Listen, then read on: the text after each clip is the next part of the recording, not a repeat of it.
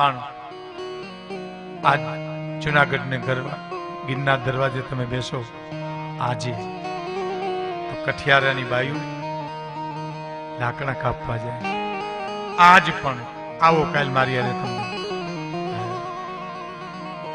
સવારમાં વહેલી ઉઠી પોતાના દીકરાને પારણામાં ફૂટાડી પાડોશની બાઈને ભલામણ કરતી જાય કે મારો દીકરો ઉઠે તો એને થોડું જાળવી લેજો, ધ્યાન રાખજો. હું હમણાં લાકડા કાપવા ડુંગરમાં જાઉં છું ગિરનારમાં અને આવતી રહીશ બપોરે, સંભાળજો. માં છે ને, તમને વચ્ચે વાત કરી દઉં. એક માં મજૂરી કરવા જતી ને પછી છીકા ઉપર ડબરો ટીંગાડે છે અને છોકરાઓને એમ કહેતી જાય કે હું આવીશ ને બેટા તો મોડું થાય તો પાડોશની બાઈ કોઈ પણ આવશે ને તો તમને આ ડબરામાં ભાતું છે ને એમાંથી ખવડાવશે, ખાઈ લેજો અને રમજો હો. આટલું કહી અને મજૂરી કરવા વહી જાય. પણ છોકરા રમતા રમતા ભૂખા થાય એટલે ડબરા હામું જુએ, છીકા હામું જુએ. માં કહેતી હતી પાડોશમાં આવી અને ખવડાવશે, કઈ આવશે જોઈ જોઈને વળી પાછા રમવા માંડી જાય છે, ભૂલી જાય. વળી ધૂળમાં રમકડા રમી રમીને વળી પાછા ડબરા હામું જોવે. હાંજ પડી ગઈ સાહેબ અને ખાવું મંડ્યા કરવા. માં આવી પાડોશની બાઈ કીધું કે ભાતું ટીંગાડ્યું છે તો કઈક દે ને પછી રોટલો ઘડજે. તો ભાતામાં કાંઈ નથી, ખાલી ડબરો જ છે બેન. તો કે કાં તો કે હું ડબરો ટીંગાડીને જાઉં ને આસામાં દિવસ કાઢી નાખે તો હું આવી જાઉં મજૂરી કરી, પછી મારા દીકરાને કહો આ માં છે. પારણામાં પુઢાડી ગિરનારમાં લાકડા કાપી ચાર પોરા ખાઈ અને બજારમાં લાકડા વેચતી હોય. લ્યો લાકડાના ભાડા, લ્યો લાકડાના ભાડા, લ્યો લાકડાના ભાડા. આમ કરોડપતિ માણા હોય, આમ ગમે રસ્તે રૂપિયો વાપરી નાખે, પણ અહીંયા ઈ બાઈને કરગર આવતો હોય લાકડાના ભાડા. શું ભાડો આપ્યો બેન? 10 રૂપિયા. 10 રૂપિયા નો હોય, મોંઘું બહુ છે. અરે બાઈ કરગરે બાપા હવારની અમે જઈએ છીએ, રોંઢો થઈ ગયો, મારા છોકરા મૂકીને લઈ લો 10 રૂપિયા. તમને શું વાંધો છે?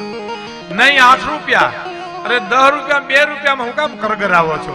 નહીં 8 રૂપિયા. બાઈ કે 10 રૂપિયા 8 રૂપિયા.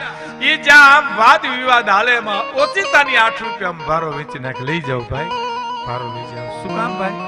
અટાણ સુધી કરગર આવી, અટાણ સુધી એને રકજક કરી, ઓચિતાનો ભારો 8 રૂપિયામાં વેચી નાખ્યો.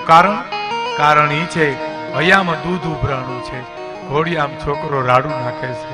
આ માં સાહેબ, આ માં હૈયામાં દૂધ ઉભરાણું, છોકરો રાડું નાખે છે. એટલે 8 રૂપિયામાં 8 રૂપિયામાં ભારો વેચી નાખે. એમાંથી જે કઈ વસ્તુ લાવીને દીકરાને ખવડાવે.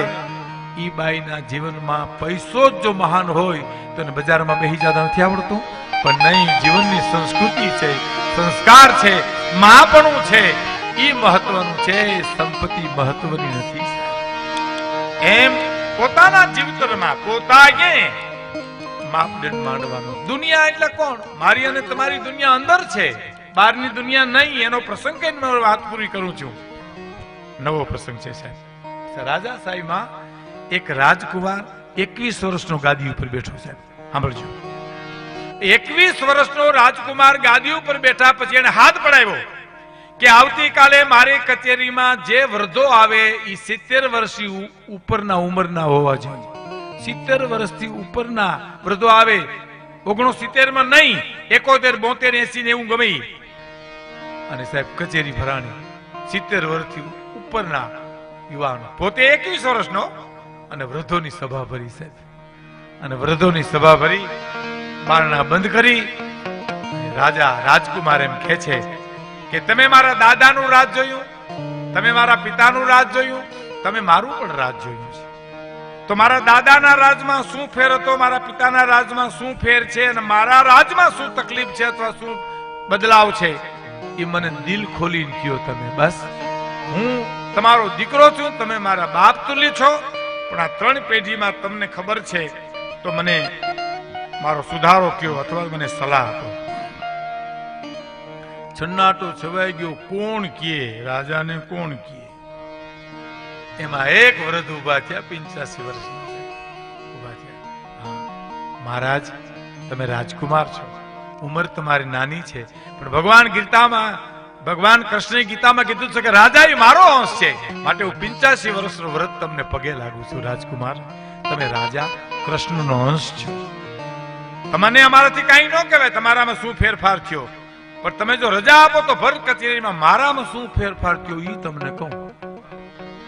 કે બોલો કયો. કે તમારા દાદાનું રાજ હતું તો એ મારી તમારા જેટલી ઉંમર હતી, 21 વર્ષની ઉંમર હતી.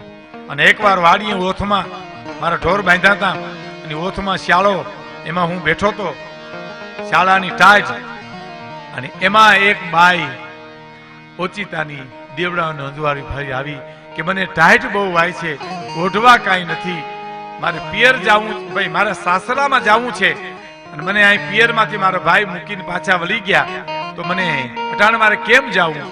કાંઈ વાંધો નહીં બેન, દીકરી આ ઓત છે, અહીં તું સુઈ જા, સવારના પોરમાં હું તારા સાસરાને ત્યાં મૂકી જાય છે. તેથી મારી તમારી ઉંમર હતી, એની 18-19 વર્ષની ઉંમર હતી, પણ ભાઈ બેન ને મા દીકરો જેમ ઓથમાન ઝૂંપડીમાં રહ્યા હોય ને એમાં મેં રાત કાઢી હતી. પણ પછી તમારા પિતાનું રાજ આવ્યું ને, તો મારી ઉંમર 50 વર્ષની હતી, તો મને વિચાર બદલો કે દાગીના ઘણા હતા, મૂકી આવ્યો ભલે, પણ લઈ લીધા હોત ને તો આ દુઃખ ભાગી જાત, આ ગરીબાઈ નો રહે, આ કઢાપો નો રહે.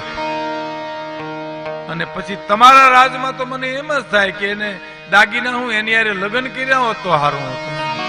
હા, અમારામાં ફેરફાર થયો, તમારામાં હું ફેરફાર થાય અમારે કહેવાની જરૂર નથી. ઈશ્વર કૃપા